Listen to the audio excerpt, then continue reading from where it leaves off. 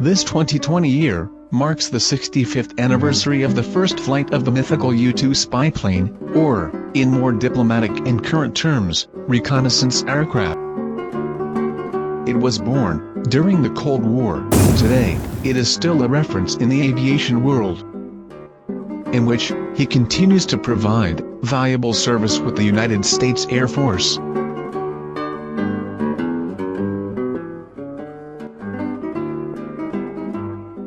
Although one must recognize that it also caused serious international incidents, which could lead the world to the verge of a world nuclear war.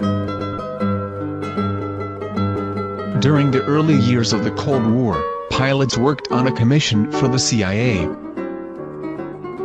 For this reason, they had to withdraw from the USAF militarily. When flying above 50,000 feet, they needed to wear a space suit, just like astronauts, since it had to protect them from the deadly atmospheric pressure.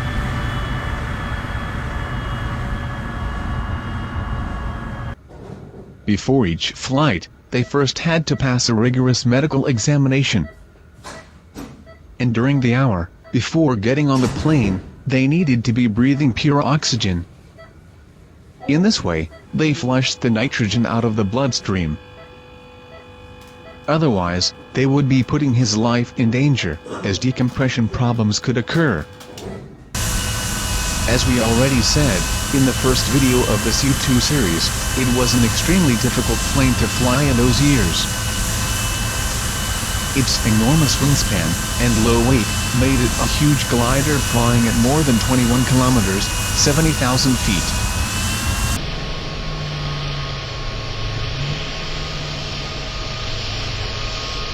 This instability, during landing, required a second pilot, who, in a car, followed the U-2 plane as it entered the runway.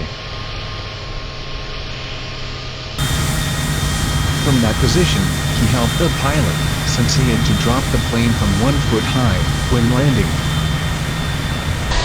But let's pick up where we left off in the first video of the U-2 series. We are in the 1956 year.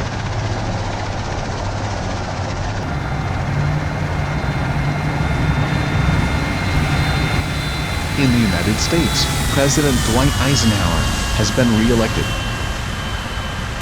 and the Union of Soviet Socialist Republics remains under the yoke of Nikita Khrushchev and his nuclear arms race. From the Wiesbaden base, East Germany, the first mission on Soviet territory is carried out, specifically to Leningrad. They were looking to detect possible Soviet bomber deployments in the area. Let us remember that, in those years, the borders of the countries were shamelessly invaded in flight.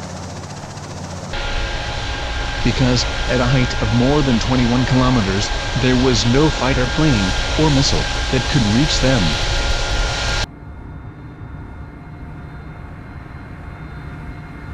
The U-2A carried a camera that allowed it to detect any object greater than 76 centimeters at that height.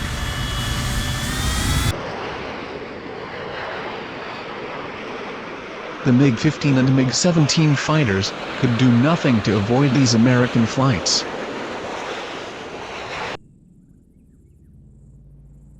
And with the photos obtained, it was possible to verify that the USSR had much fewer deployed bombers than it was supposed and claimed to have.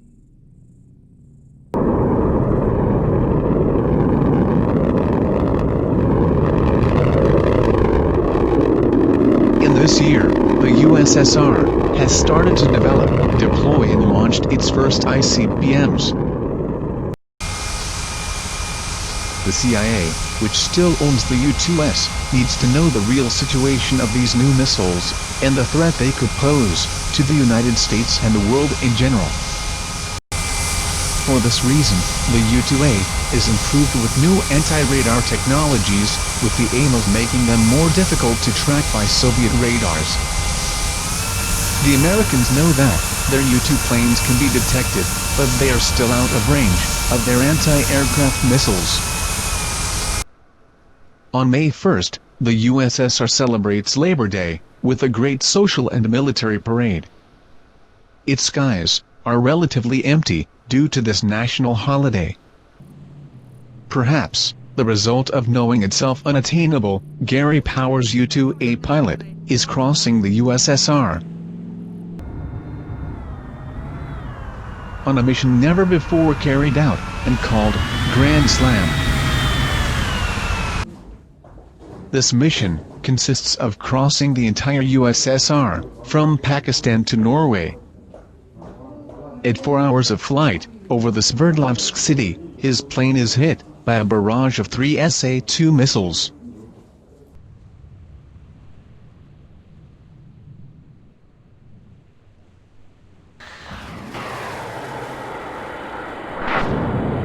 The first fails.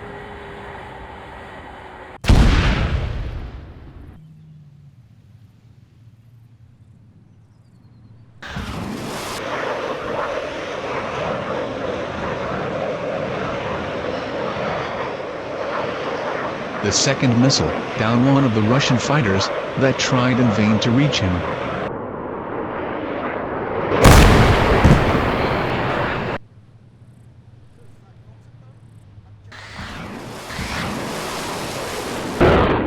But the third 13D missile hits it with its shrapnel when its proximity fuse explodes. The pilot manages to eject before falling his plane to the ground. But he makes the grave mistake of not activating his plane's self-destruct device before ejecting himself from it. Arrested, he was charged with espionage and sentenced to 10 years in prison, although 2 years later, he was exchanged for another American spy. A few years later, the Soviets are discovered transporting nuclear missiles to Cuba.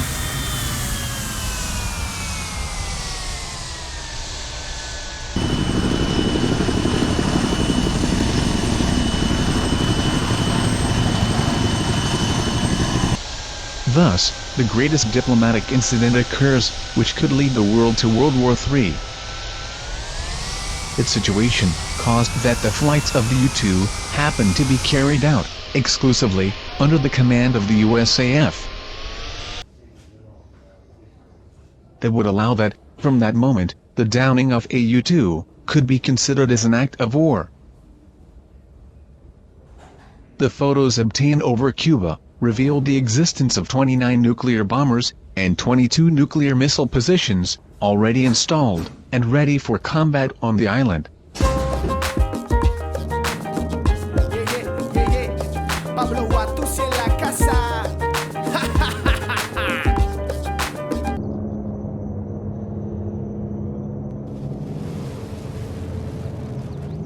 In October of that same year, a U-2R flying over Cuba was shot down, again, by a Russian SA-2 battery. Its pilot, Rudolf Anderson, is shot down and dies. The situation, considered war, pushes the tension to the limit. But, finally, Kennedy and Khrushchev reach an agreement. Both countries withdraw their nuclear ballistic missiles from nearby borders. But these facts showed that the U-2A was within the range of Soviet anti-aircraft missiles and was easy to detect.